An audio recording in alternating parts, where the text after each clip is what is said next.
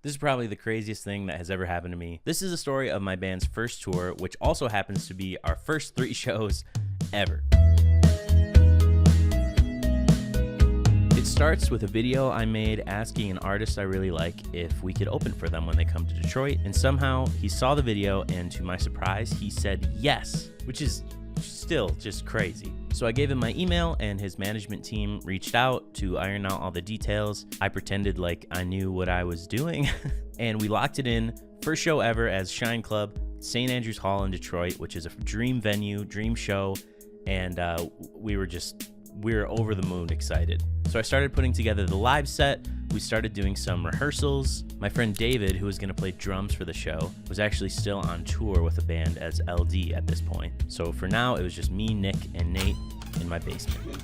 Everything's feeling and sounding good. And then a couple weeks from the show, I get an email from Daði's management team. And they were like, hey, you free for a couple more dates on the road? So first I peed my pants, and I called my friends, and then with really sweaty, nervous hands, I typed a response and I basically said, yes, please, that would be great.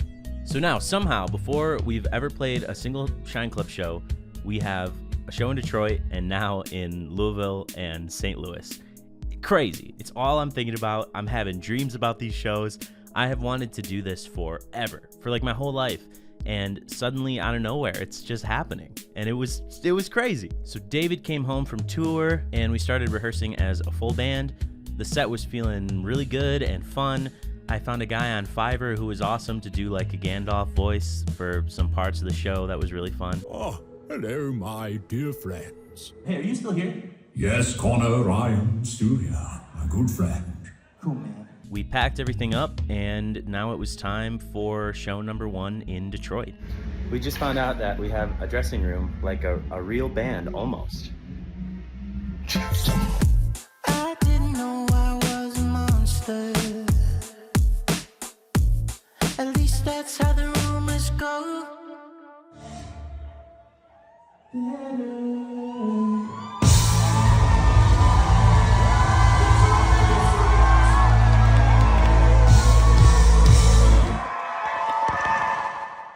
All right, it's like 7 a.m. and we are leaving for Louisville, Kentucky. Spice, what do you say?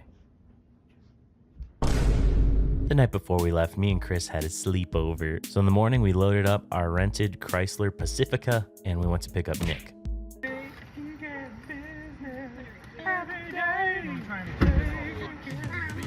And then we were on our way to Louisville, Kentucky, about a 6-hour drive. And I hope this doesn't change the more we do this, but I kind of feel like driving in a car with like my friends was like a highlight of the trip. It was just fun the whole time.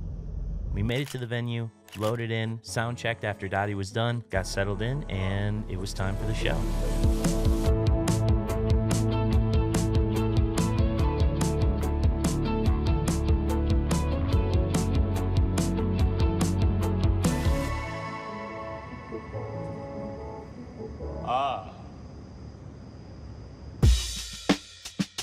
The next morning, we woke up and started heading to St. Louis. Crossed the river into Indiana, and we stopped at a little farmer's market, and we tried Waffle House for the first time. It was good. We bought mugs. Then we drove all the way to St. Louis, Missouri for show number 3. Who said 5 songs? Who held up the 5? It was you right here in the hat, yeah? What's your name? Kyle.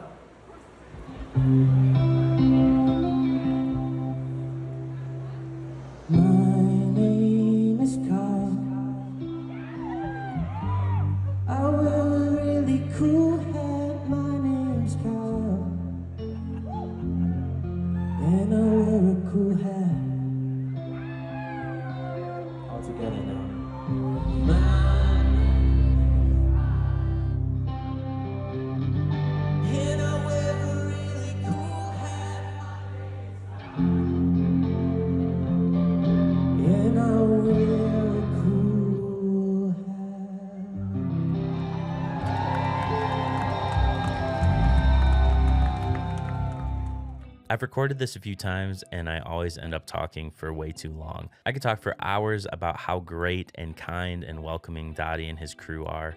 I could talk for hours about how grateful we are that they scooped us up from a social media post and brought us to a couple shows on the road. I could talk for hours, but I'm trying to wrap it up real quick. Here's what I'll say is live music has always been such a huge deal to me and to us as a band. It's changed my life in a bunch of different ways. And playing shows like this has always been something that we've dreamed of. It always kind of felt like a distant thing. We didn't really know how to get there.